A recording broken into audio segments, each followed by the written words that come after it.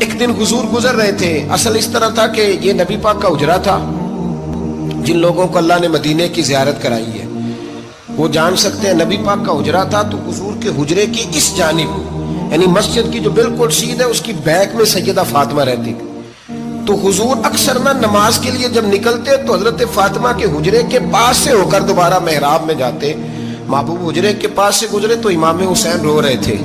مائیں کسی وقت ڈانٹ دیتی ہیں تو حضرت فاطمہ نے کسی بات میں جھڑک دیا تو امام حسین رونے لگے. تو نبی پاک نماز کے لیے گئے تو واپس لوٹ آئے اور واپس تشریف لا کے کہا فاطمہ حسین کو کیا ہوا؟ عرض کی یا رسول اللہ تنگ کر رہے تھے میں نے ڈانٹ دیا ہے. کیا خوبصورت جملے ہیں حدیث پاک میں. سرکار نے فرمایا فاطمہ اس کو حسین کو نہ رونے نہ دیا کر. یہ جب روتا ہے نا تو میرے دل کو تکلیف ہوتی ہے.